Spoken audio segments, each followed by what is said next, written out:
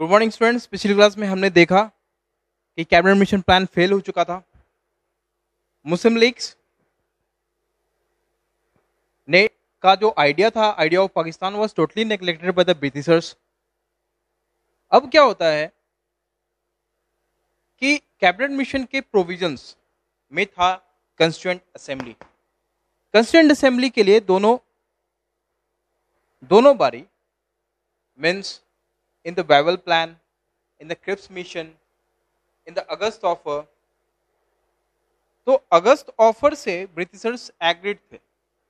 अगस्त offer से Britishers agreed हुए, फिर क्रिप्स मिशन में भी एग्रीड हुए, उसके बाद वेवल प्लान में भी एग्रीड हुए, कैबिनेट मिशन में भी, मिशन प्लान में भी एग्रीड हुए कि हमें क्या चाहिए, हमें क्या बनाना है, एक कंस्टिट्यूएंट असेंबली बनाना है। फर्स्ट टाइम कब हुआ था? 1934 में ये चीज डिमांड आई थी कंस्टिट्यूएंट असेंबली की। इसको एक्सेप्ट कब किया गया? इसको पहली बार, इसको सबसे पहली बार अगस्त ऑफर में किया गया। फिर क्रिप्स मिशन में भी के भी प्रोविजंस में था कि हमें कंस्टिट्यूएंट असेंबली बनाना है। वेवल प्लान में भी कहा गया कि हमें कंस्टिट्यूएंट असेंबली बनाना है। कैबिनेट मिशन प्लान में भी कहा गया, ठीक है। लेकिन आइडिया ऑफ पाकिस्तान इसमें भी नेग्लेक्टेड हुआ, इसमें भी नेग्लेक्टेड हुआ, इसमें भी नेग्लेक्टेड हुआ, इसमें भी नेग्लेक्टेड हुआ। इन चारों प्लान्स में, इन चारों ऑफर्स में idea of Pakistan was neglected.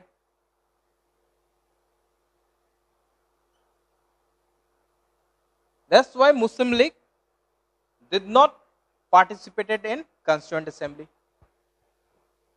Muslim League did not take participation in Constituent Assembly। अब क्या होता है कि कांग्रेस तो कंस्टिट्यूएंट असेंबली बनाने के लिए 1934 से कह रही, तो कांग्रेस तो रेडी थी कंस्टिट्यूएंट असेंबली बनाने के लिए। अब कंस्टिट्यूएंट असेंबली का जो इलेक्शंस था वो कैसे हुआ? कंस्टिट्यूएंट असेंबली का इलेक्शन कैसे हुआ? प्रोपोर्शनल रिप्रेजेंटेशन के थ्रू। प्रोपोर्शनल रिप्रेजेंटेशन के थ्रू किनसे? 1946 जनवरी में जो प्रोविजनल इलेक्शंस हुए थे उनके प्रोविंसेस से प्रोपोर्शनल रिप्रेजेंटेशन करके, मतलब उनके प्रोविंसेस में इलेक्शन हुआ। प्रोपोर्शनल रिप्रेजेंटेशन जिसको कहते हैं हम लोग single transferable vote, single transferable vote system,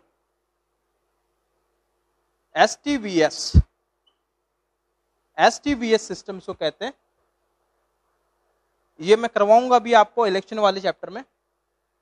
तो प्रोपोर्शनल रिप्रेजेंटेशन में डायरेक्ट इलेक्शन तो नहीं होता, इनडायरेक्ट इलेक्शन ही होता है। उनके लीडर्स ने लिया प्रोपोर्शनल रिप्रेजेंटेशन में, उनके ही जो प्रोविजनल जो इलेक्टेड लीडर्स थे उन्होंने ही सेलेक्ट करा कंस्टिट्यूएंट असेंबली के मेंबर्स को। तो टोटल मेंबर्स कितने सेलेक्ट हुए थे? 389।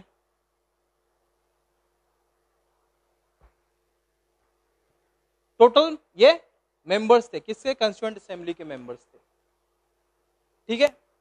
इसमें से 208 कांग्रेस के, मुस्लिम लीग के 73,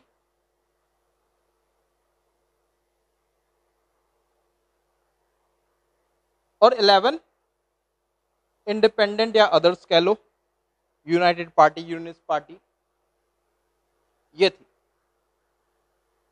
अब क्या हुआ कि मुस्लिम लीग ने ये कहा कि हम तो पार्टिसिपेट नहीं करेंगे क्योंकि हमारा आइडिया ऑफ पाकिस्तान नेग्लेक्ट कर दिया गया। तो वेवल ने ये सोचा कि जिस तरीके से इंटरिम गवर्नमेंट में मुस्लिम लीग ने पार्टिसिपेट कर लिया है, कंस्टिट्यूएंट असेंबली में भी कर लेंगे। तो नवंबर 1946 में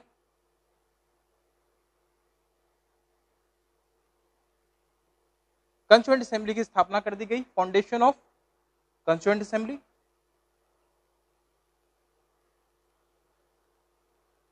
नवंबर 1946 में फर्स्ट सेशन कब होता है? 9 दिसंबर 1946। ये 1 दिसंबर होता है। ये फर्स्ट सेशन होता है 9 दिसंबर 1946 को, फर्स्ट सेशन होता है। ठीक है, अब हम लोग देखेंगे कि मुस्लिम लीग जो पार्टिसिपेट नहीं की तो उससे क्या इफेक्ट आया, क्या प्रभाव आया। तो मुस्लिम लीग की सीटें कितनी थी? 73। ठीक है, और बाद बाकी प्रिंसली स्टेट्स की कितनी थी पहले? 93। ये प्रिंसली स्टेट्स की सीटें थी।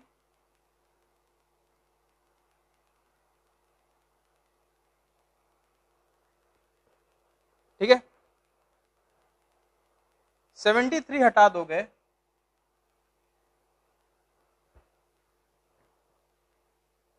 तो इस फर्स्ट सेशन में कितने लोग आए थे? 208 तो कांग्रेस के आए, 73 वाले तो आए नहीं, प्लस 3 आए किसके?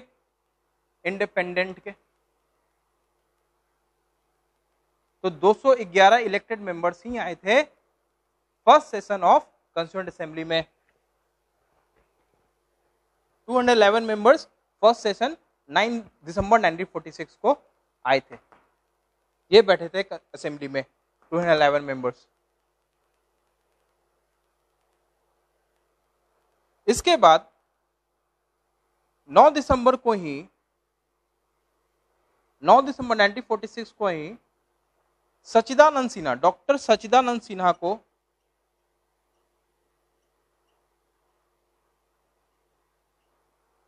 क्या बना दिया जाता है? Temporary president. टेम्पोररी प्रेसिडेंट बना दिया जाता है। इसके जस्ट 2 दिन बाद 11 दिसंबर को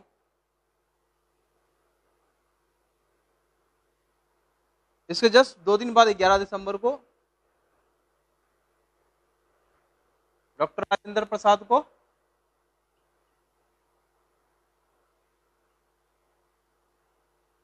परमानेंट प्रेसिडेंट बना दिया जाता है कॉन्स्टिट्यूएंट असेंबली का। डॉक्टर राजेंद्र प्रसाद को 2 दिन के लिए ये रहते हैं, डॉक्टर सच्चिदानंद सिन्हा 2 दिन के लिए प्रेसिडेंट रहते हैं कॉन्स्टिट्यूएंट असेंबली के। ठीक है, इसके बाद 2 वाइस प्रेसिडेंट बनाए जाते हैं, VT Krishnamachari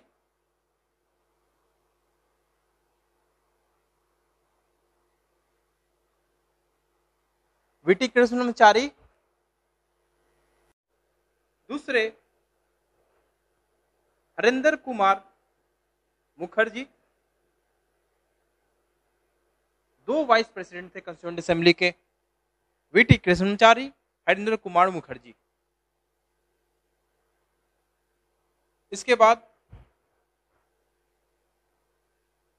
Jawaharlal Nehru objective resolution लाते हैं। इतना तक तो हो गया। कंपोजिशन समझ गए, 389 मेंबर्स थे टोटल, उसमें से 296 ब्रिटिश इंडिया के थे और 93 प्रिंसली स्टेट्स के थे और 4 आपके चीफ कमिश्नर्स और ब्रिटिश इंडिया के थे। ठीक है, बता ही देता हूं। ब्रिटिश बलूचिस्तान कमिश्नर प्रोविंस था ये, ब्रिटिश बलूचिस्तान, अजमेर, मेवाड़, मड़वार, कुर्ग, चौथा दिल्ली। ये 4 प्रोविंस थे। British commissioner province, chief commissioner province कह लो, ब्रिटिश बलूचिस्तान, अजमेर, मड़वाड़, कुर्ग और दिल्ली, ये 4 प्रोविंस थे। इसके बाद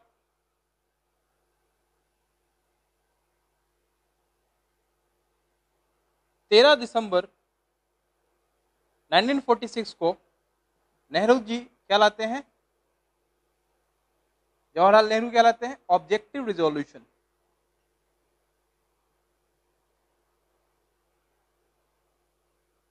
ठीक है, कि इस कंस्टिट्यूएंट असेंबली का क्या ऑब्जेक्टिव होएगा वो हम लोग इसमें देखेंगे। ये जवाहरलाल नेहरू जी ने ये ऑब्जेक्टिव रिजोल्यूशन पास किया 13 दिसंबर 1946, मतलब इस दिन उन्होंने लाया, पास ये हुआ 22 जनवरी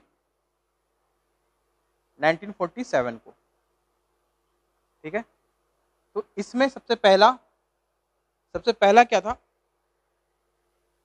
सबसे पहला था कि the constituent assembly proclaim India as an sovereign republic and independent country.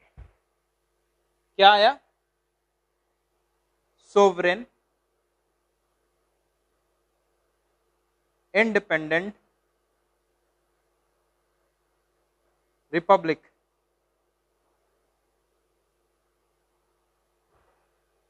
Sovereign का मतलब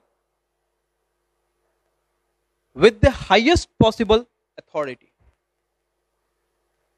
मतलब India is a sovereign country, means within the territory of India, no internal or external power can challenge the Indian authority, can challenge the supremacy of Indian authority। मतलब कि संप्रभुता,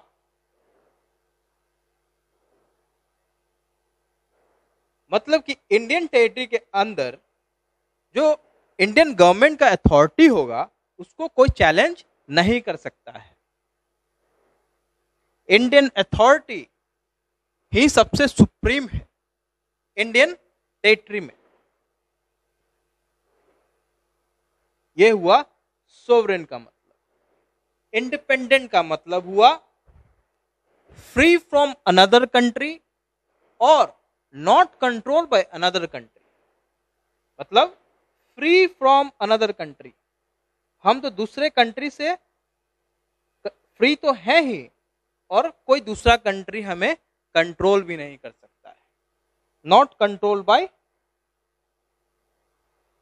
another country.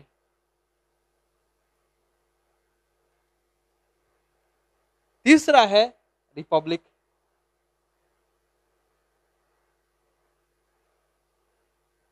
Republic is a form of government in which government is elected by the people of the country।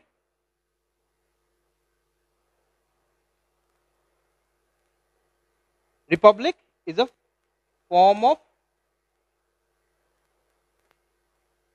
government in which people elect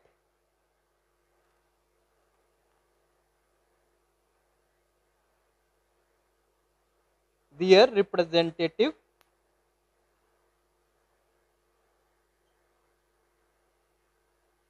elect their own leader।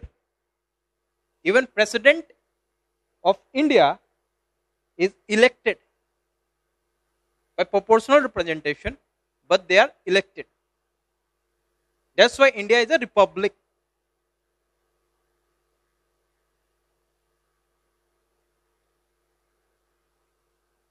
British Parliament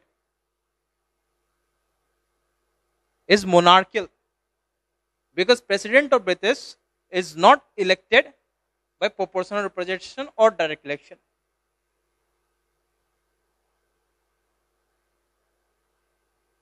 That is hereditary, queen, king, है ना? So India is a republic, independent and sovereign। ये objective किसमें कहा गया? Constituent assembly में दिया गया।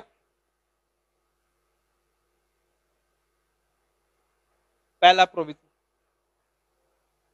दूसरा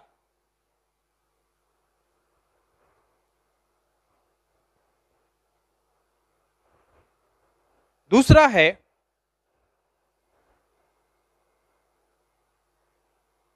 the territory which forms the territory which comprise India and the states which comprise the territory of India,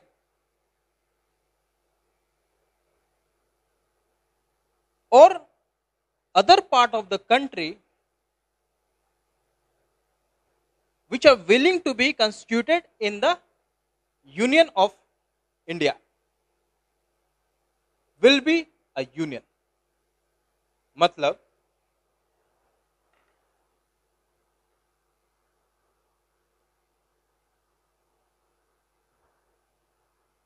Indian territory who have already proclaimed that they will be in Indian Union plus princely states who are willing to be constituted in the Union of India plus other parts of the country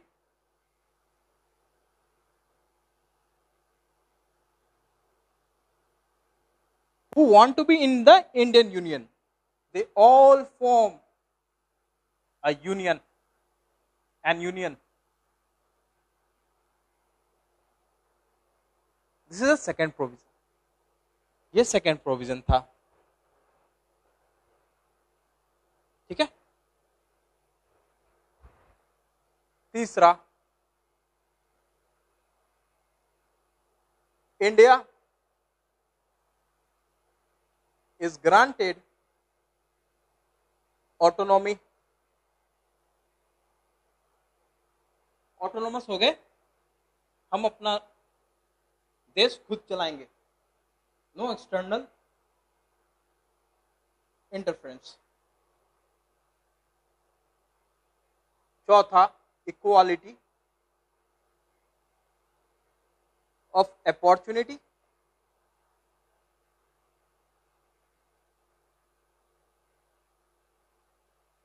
Before the law,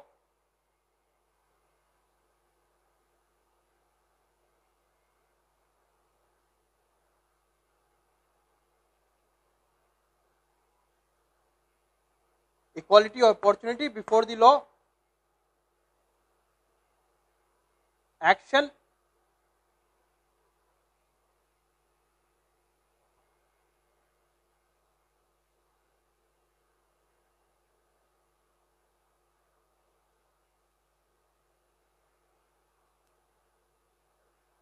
education, parliament, gender equality,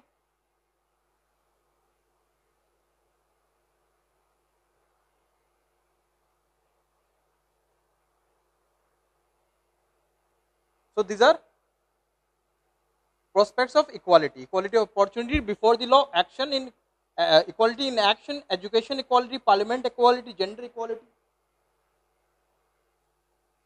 ये था fourth provision. ठीक है.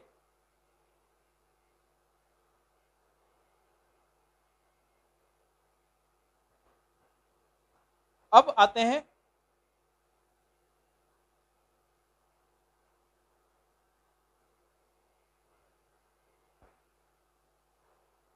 Drafting committee.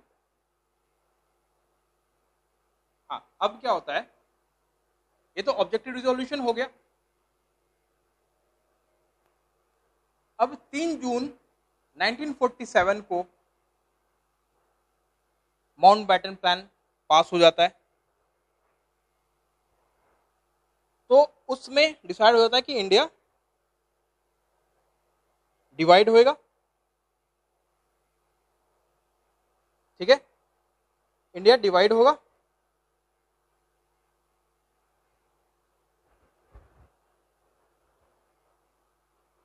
जून 1947 Mountbatten plan.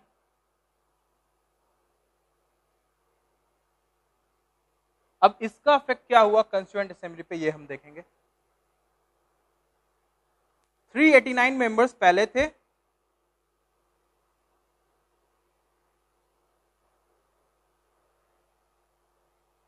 इसको independence act भी कहते हैं Mountbatten plan को. ठीक है, तो इंडिपेंडेंस एक्ट जैसे पास हो गया,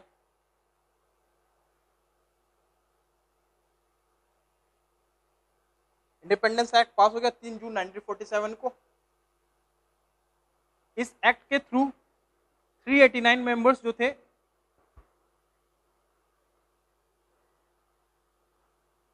वो कम होके कितने हो गए 299।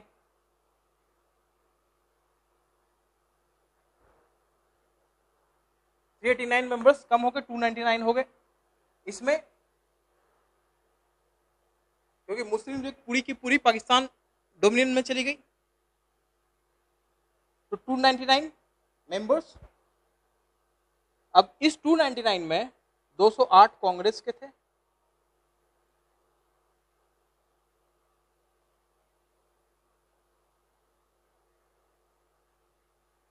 और प्लस 21 और दूसरे पार्टीज के। इवन मुस्लिम लीग के भी जो इंडियन डोमिनियन में थे मुस्लिम लीग के लीडर्स वो भी इसमें थे। 29 अदर्स, टोटल कितने हो गए 229 मेंबर्स बचे इंडियन डोमिनियन में कॉन्स्टिट्यूएंट असेंबली के इलेक्टेड मेंबर्स। ये इलेक्टेड मेंबर्स थे, ठीक है, इनडायरेक्टली इलेक्टेड थे, प्रोपोर्शनल प्रेसिडेंट थे, पर इलेक्टेड तो थे 229। और नॉमिनेटेड कितने बचे प्रिंसली स्टेट्स के, पहले कितने थे 93, अब कितने बच गए 70। इसको जोड़ लो 70 जो 229 299 हो गया।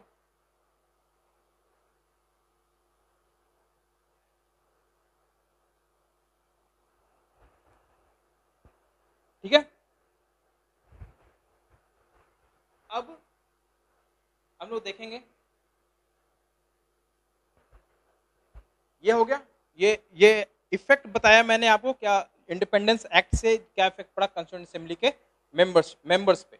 389 से डायरेक्ट वो क्या हो गया 299 हो गए। 208 मेंबर्स कांग्रेस के बचे और 21 अदर्स हुए, टोटल कितने हो 229 हो गए। और प्रिंसली स्टेट्स पहले कितनी थी 93 थी, अब वो 70 हो गई घट के। बहुत सारे प्रिंसली स्टेट उधर भी तो गए पाकिस्तान में। अब ये हो गया। अब इसके बाद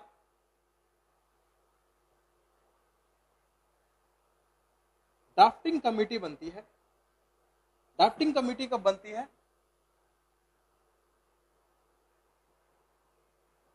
ड्राफ्टिंग कमेटी बनती है आपका 29 अगस्त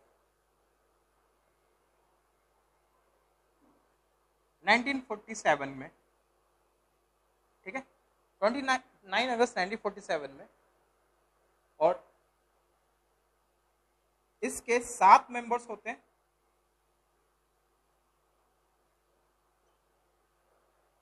डॉक्टर बी आर अम्बेडकर ये चेयरमैन होते हैं।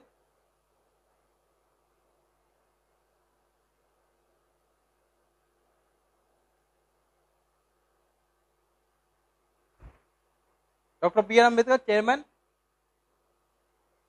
दूसरे एन गोपाल स्वामी अयंगर।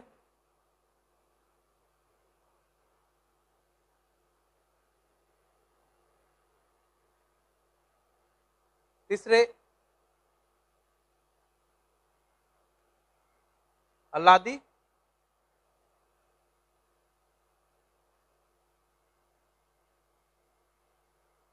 कृष्ण स्वामी अय्यर, नाम देख लेना आप लोग एक बारी।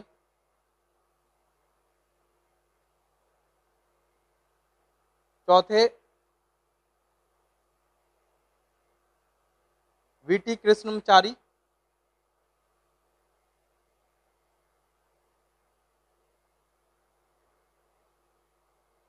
सैयद सदुल्ला।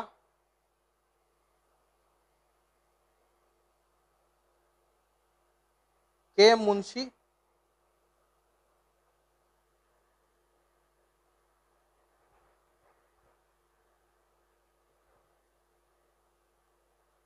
एक और थे कोई,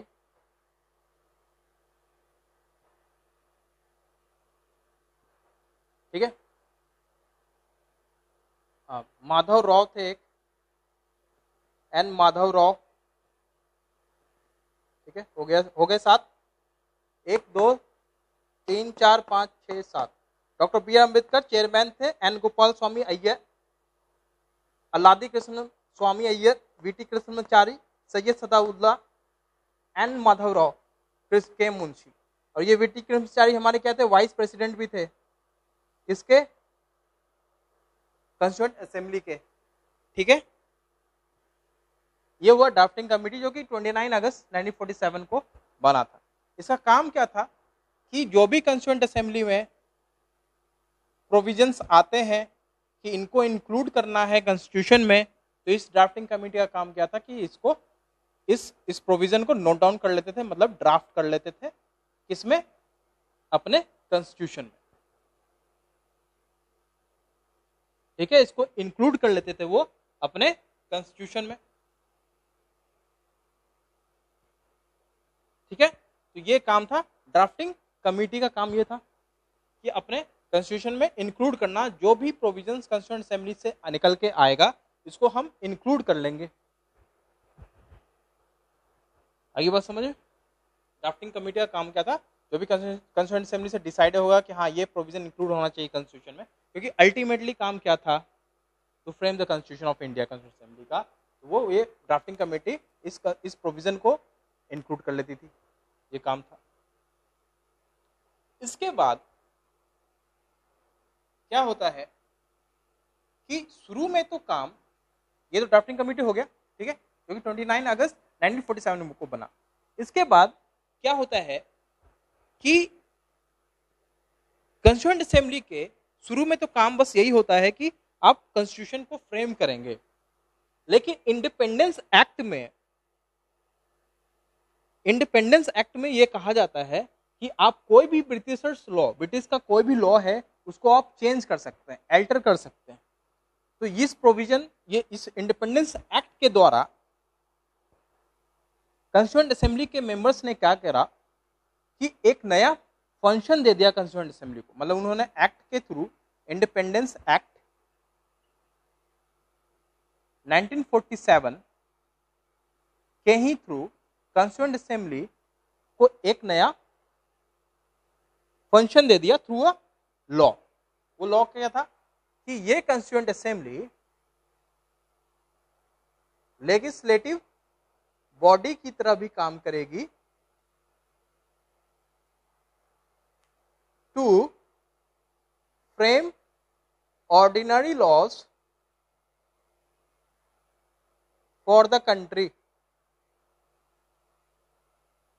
मतलब ये कैसे काम करेगी, ये लेजिस्लेटिव बॉडी की तरह काम करेगी। कौन काम करेगी, कॉन्स्टिट्यूएंट असेंबली। पहला काम क्या था उसका, पहला कॉन्स्टिट्यूएंट बॉडी थे, पहले कॉन्स्टिट्यूएंट असेंबली का एक और फंक्शन क्या है, कॉन्स्टिट्यूएंट बॉडी वो क्या करेगा, ये बस फ्रेम करेगा कॉन्स्टिट्यूशन ऑफ इंडिया। ठीक है, कॉन्स्टिट्यूशन ऑफ इंडिया को फ्रेम करेगा। अब ये लेजिस्लेटिव बॉडी जब मान लो कि अब कॉन्स्टिट्यूएंट असेंबली लेजिस्लेटिव बॉडी की तरह काम करना है, इसको लेजिस्लेटिव बॉडी की तरह फंक्शन करना है, तो इसको चेयर उस समय कौन करेंगे, इसको चेयर उस समय करेंगे जीवी मावलंकर। ये फर्स्ट स्पीकर भी बनते हैं, ठीक है, आफ्टर द इंडिपेंडेंस। जीवी मावलंकर इसको प्रिसाइड करेंगे, कब, जब यही कॉन्स्टिट्यूएंट बॉडी लेजिस्लेटिव बॉडी की तरह काम करेगी, और यही कॉन्स्टिट्यूएंट असेंबली कॉन्स्टिट्यूएंट बॉडी की तरह काम करेगी, तो चेयर कौन करेगा, राजेंद्र प्रसाद जी करेंगे। आ गया दोनों फंक्शन समझ में कॉन्स्टिट्यूएंट असेंबली का। ठीक है, इसके बाद अब ड्राफ्टिंग कमेटी बन चुकी है, कॉन्स्टिट्यूशन ड्राफ्ट हो रहा है, और 6 महीने से कम के समय तक में ही इन्होंने first draft of the constitution assembly में डाल दिया। फरवरी 1948 फर्स्ट कॉन्स्टिट्यूशन was drafted। ठीक है, इसके बाद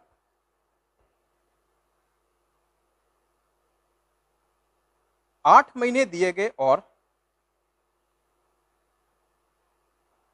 इंडिया के पब्लिक को कि आप अपने क्रिटिसिज्म, सजेशन, ओपिनियन दो इस कॉन्स्टिट्यूशन पे जो ड्राफ्ट करा है डॉक्टर बी आर अम्बेडकर जी ने, उनकी ड्राफ्टिंग कमिटी ने। ठीक है, 8 महीने का समय मिला। 8 महीने के बाद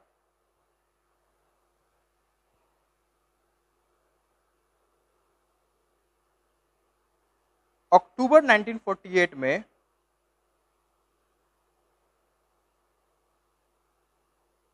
पहली बार अक्टूबर 1948 में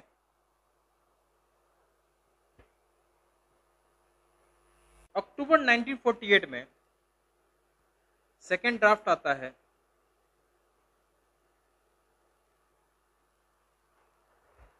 सेकेंड ड्राफ्ट आने के बाद डॉक्टर भीमराव अंबेडकर साहब 4 नवंबर 1948 को रीडिंग लेते हैं इस ड्राफ्ट का, और 5 दिन का टाइम, 5 दिन 5 डेज देते हैं जनरल डिस्कशन के लिए कंस्टिट्यूएंट असेंबली के मेंबर्स को। Constituent assembly members had a general discussion on the second draft of the constitution for 5 days। ठीक है, 5 दिन का जनरल डिस्कशन जीडी होता है। उसके बाद 14 नवंबर 1948 को भीमराव अंबेडकर साहब थर्ड रीडिंग लेते हैं और clause by clause reading start होती है। कब? 14 नवंबर 1948।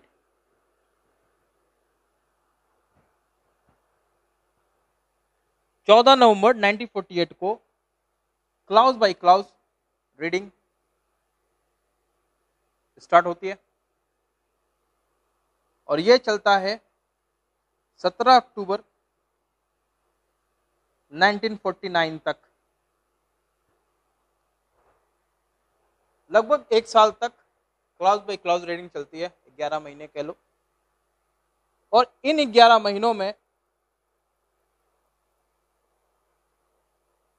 7,623 अमेंडमेंट्स प्रपोज होते हैं।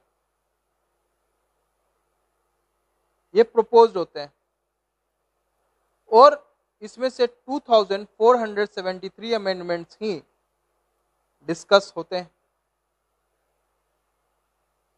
मतलब ये अमेंडमेंट्स प्रपोज हुए और ये डिस्कस हुए। 2,473 amendments were discuss in the general assembly. Okay, इसके बाद 4 नवंबर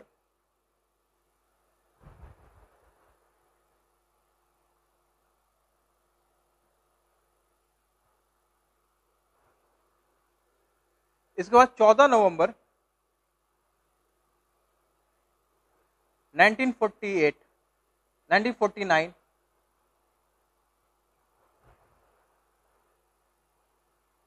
ये कॉन्स्टिट्यूशन पास हो जाता है। ये constitution B R Ambedkar ji assembly में लाते हैं और ये कहते हैं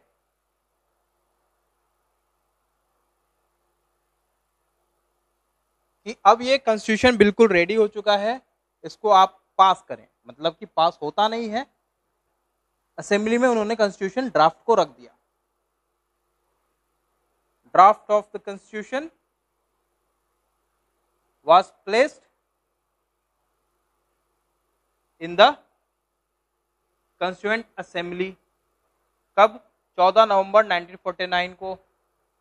और ये फाइनली पास कब होता है? 26 नवंबर 1949 को।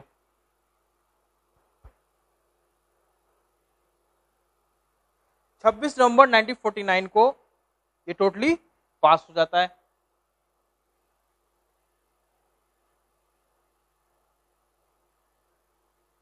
मतलब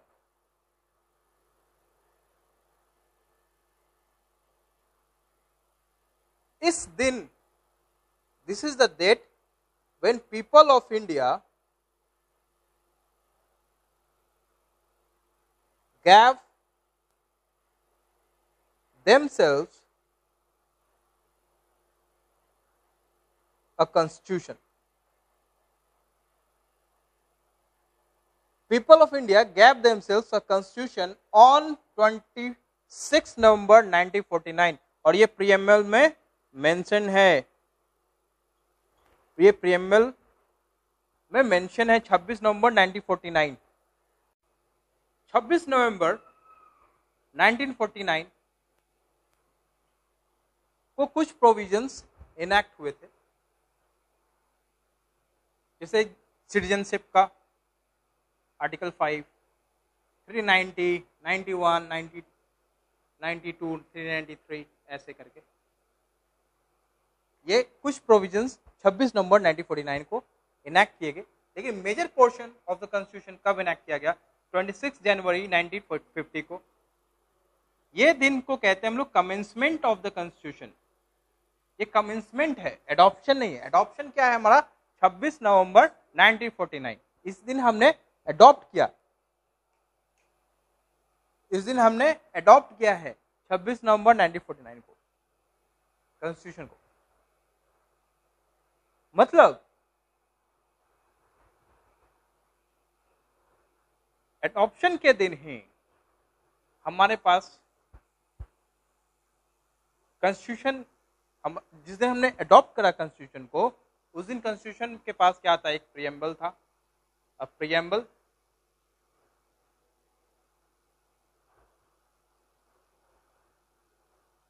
395 आर्टिकल्स और 8 शेड्यूल।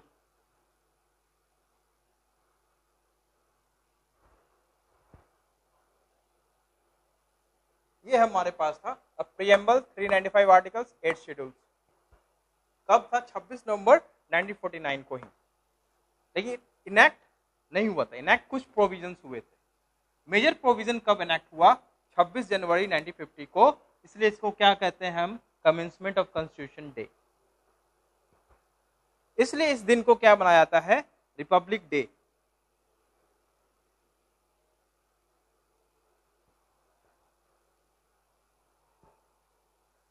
इस दिन हमारा कॉन्स्टिट्यूशन कमेंस हो गया, मतलब अब ये कंट्री कॉन्स्टिट्यूशन के अनुसार ही चलेगी, इसी कॉन्स्टिट्यूशन के अनुसार चलेगी।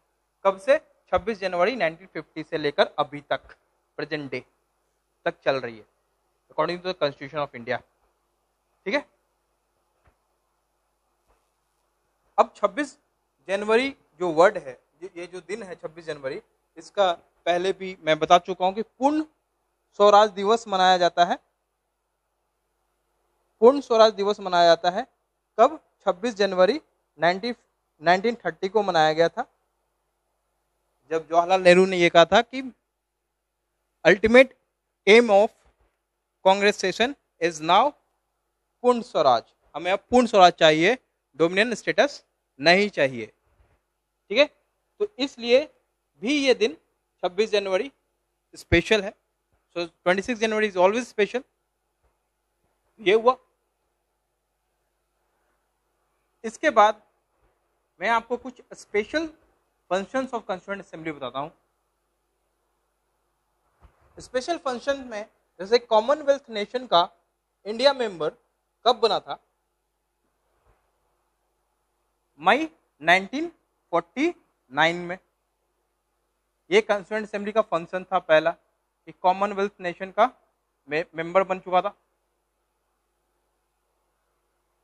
दूसरा 22 जुलाई 1947 में हमने नेशनल फ्लैग को अडॉप्ट करा था, नेशनल फ्लैग। तीसरा 24 जनवरी 1950 को हमने क्या क्या अडॉप्ट करा है? नेशनल एंथम, इसको अडॉप्ट करा। दूसरा नेशनल सॉन्ग को,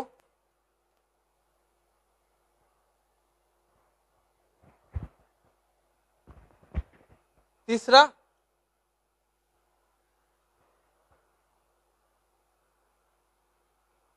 प्रेसिडेंट ऑफ इंडिया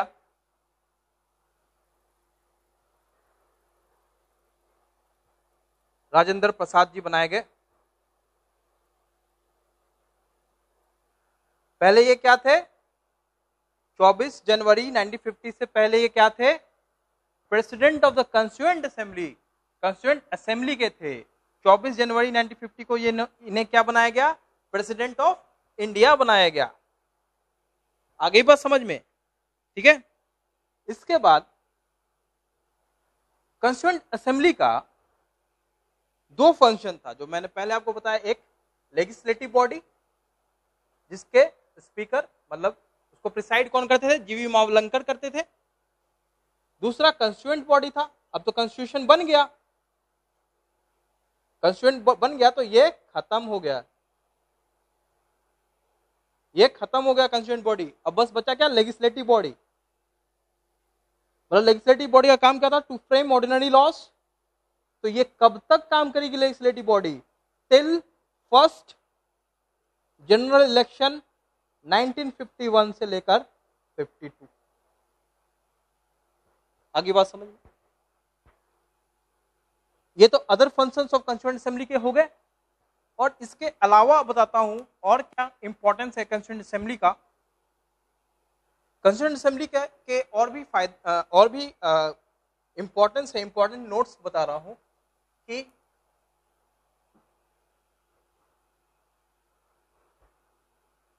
हर चीज का एक लोगो होता है। तो कंस्टिट्यूएंट असेंबली का सील क्या था? सिंबल क्या था? हेड ऑफ एलिफेंट, हाथी का सर। सेकंड,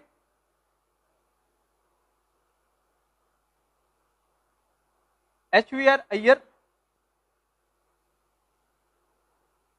सेक्रेटरी थे।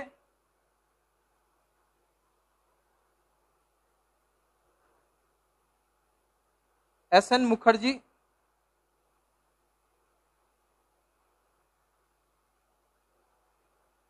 चीफ ड्राफ्टमैन थे। चौथा, प्रेम बिहारी नारायण रायजादा, ये क्या थे? ये कैलीग्राफर थे। मतलब जिन्होंने अपने हाथ से कॉन्स्टिट्यूशन को लिखा है इटैलिक फॉर्म में, वो कौन थे? प्रेम बिहारी नारायण रायजादा। ठीक है, ये हो गया। इस तरीके से ये क्लास खत्म होता है स्टूडेंट्स। ठीक है, अगली क्लास में ज्योग्राफी की लूंगा और उसके बाद मॉडर्न इंडिया की भी लूंगा।